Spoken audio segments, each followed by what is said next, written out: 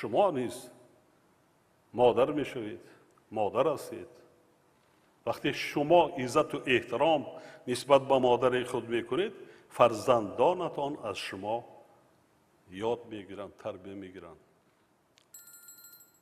بعدی چند ساله در کلانسالی شما را نیز کمک میکنند، شما را دستگیری میکنند، به شما مهربانی میکنند. نترسید. مادران از فرزند خودش هیچ یگان ثروتی انتظار نمیکشند.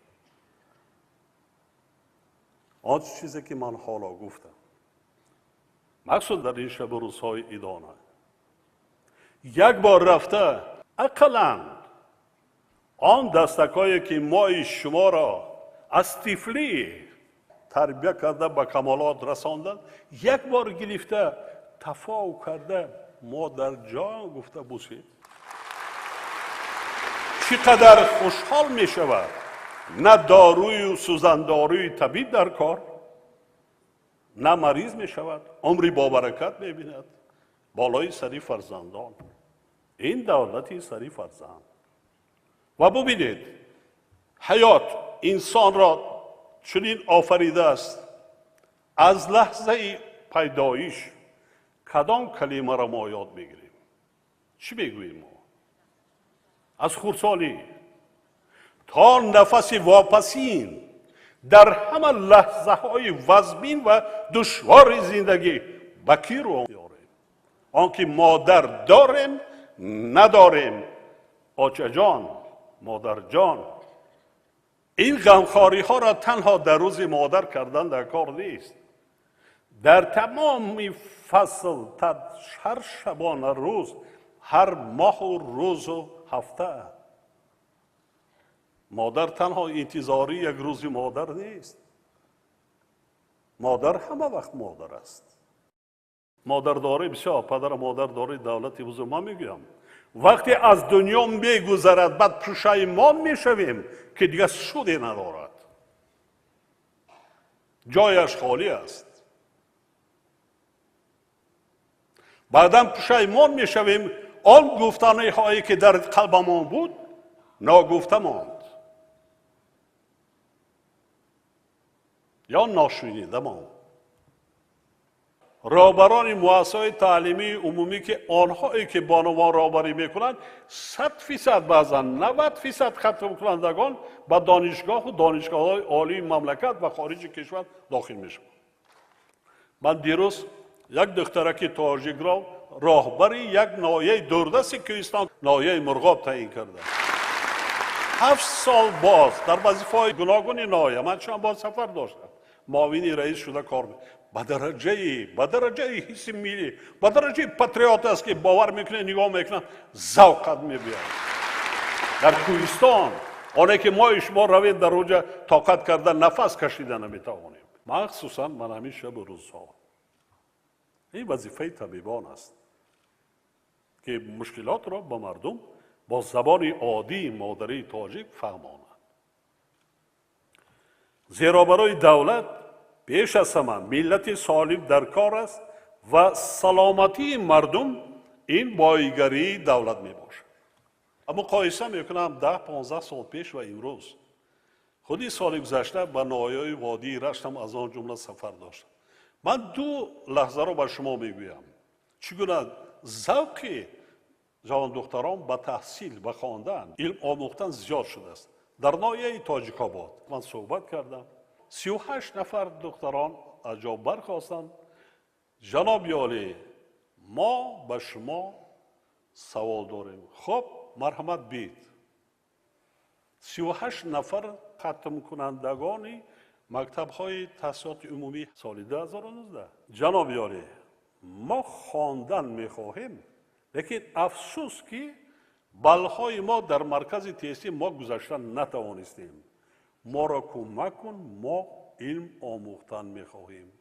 دختران جان، این در مرکز ناحیه ایرش دانشکده عالی برای شما کردیم. اینجا نه ما به دوشنبه میخواهیم، ما به شهرهای دیگری مملکت میخواهیم. ناحیه ایرش دیدیم هر روز در همینجا هستیم.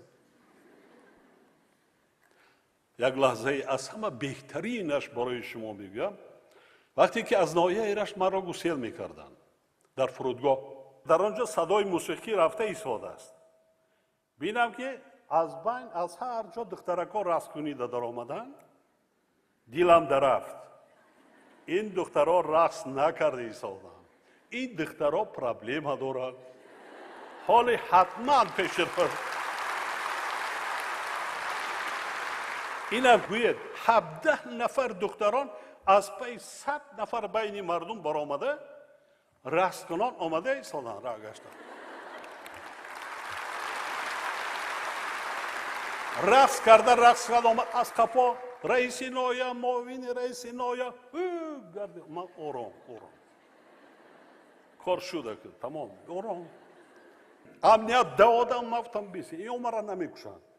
اینا درخواست دارن حل میشه.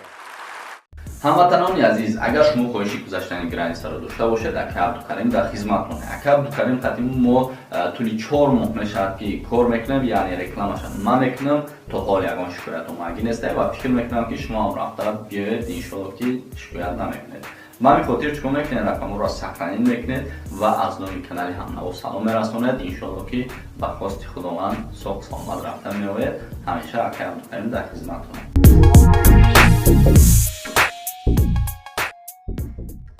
وقتی که قریبی چرخبال با همه جمعشون آمدن رسیدن ایحاطه کردن، همخی گیر کردن. جناب یاری چی گریه دارن؟ نه گریه کردی سالان راست گریه کردی. چیا گریه میکنی دختر جوان؟ برای چی گریه میکنی؟ خواندن میخواد. خب بعد گریه میکنی؟ جناب یاری شما رفتیستین کو؟ گفتم ها با میام. بعد کی بیایم باز؟ خیلی نصیب باشد. جناب خواندن صنف چند میخواهی؟ صنف 8. او دختری جان 3 سال دیگه تحصیل کرده. او برای همین آخه ما دیگه از کجا ببینم شما را؟ نام ما را گوی نویسم.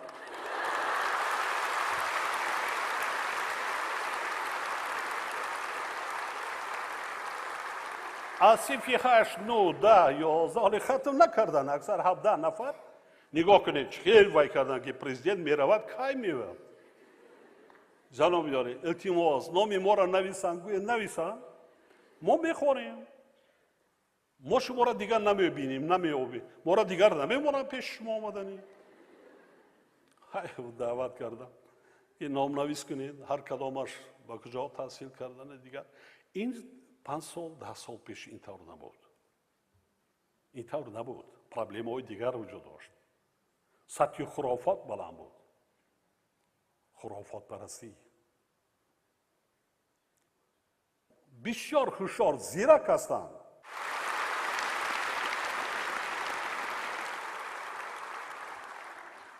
در ناحیه نورآباد رفته ایستادم تپه است. یک کارخانه کارکرد شیر و دیگر تپه است. مردم ایستاده است جوانان دیگر. همین نزدیکی دروازه ما دیدم در حاضر چی گپ می شود. از همین بین مردم یک دخترک خودش پرتافته همین توکی کده در میرایی مندش گریه 6 قطار. جناب یاری من خواندن میخواهم، روزنامه‌نگار میخواهم شوم، لیکن چی با؟ برای چی نکردی؟ بینم وای آموزگار ایستادد پدرش بوده است.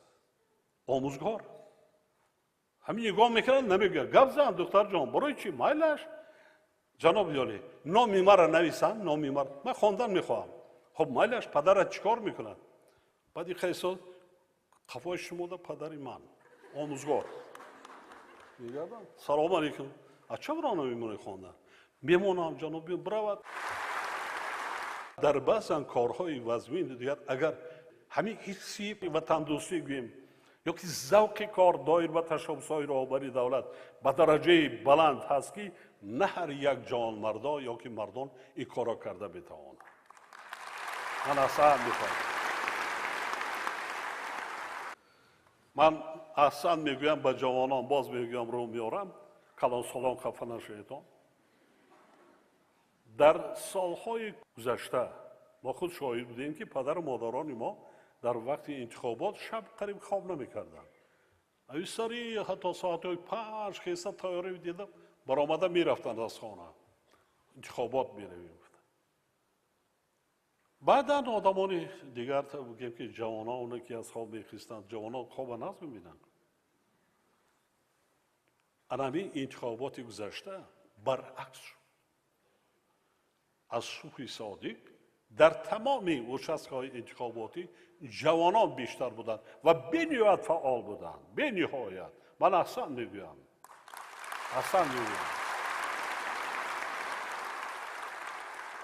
مردها تیز از زنها بیشتر زود میرنجند.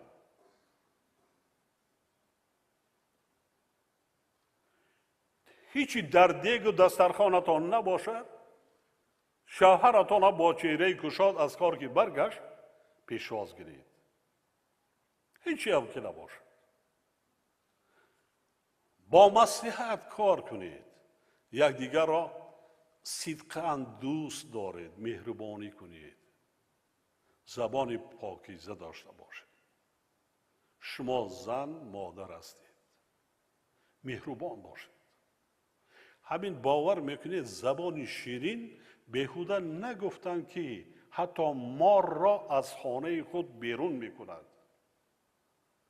همین دو سخن نیک مرد را به چی کارهای وی هدایت میکند. حتی به قهرمانی ها برای زحمت کشیدن، پشتیبانی عائله. من در سفرها ببینم موی سفیدان کلانسالان را میپرسم چند رفتن، سینشان چی است؟ سیر زندگی آنها در چی است؟ سیرشان آن است که نه دارود شرایط طبیعت تاجدان خودش طبیعت بیشتر است. آنها که با صبر و تحمل هستند، عصبا آرام هستند، عزت مهربانی یکدیگر را میدانند، قناعت پیشه هستند. در یک عائله دو کماندیر پیدا شد، عائله تمام.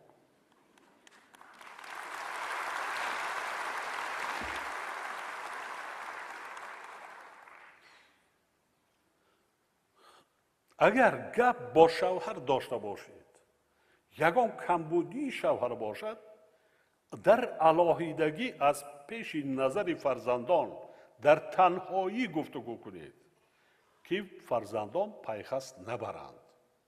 در نزد فرزندان با زبان پاک، با زبان شیوای شیرینی تاجیکی صحبت کنید. مخصوصاً فرزندان از خردسالی در کجا کلان می شوند؟ در نزد پدر و مادر است. همینطور نه؟ همه چی را از کی یاد میگیرند؟ سخن قبیح را از کی یاد میگیرند؟ یا در عائله، یا در کوچه با همون رفیقان نزدی همسایگان خودش. همین مقاله دیگر است برای شما.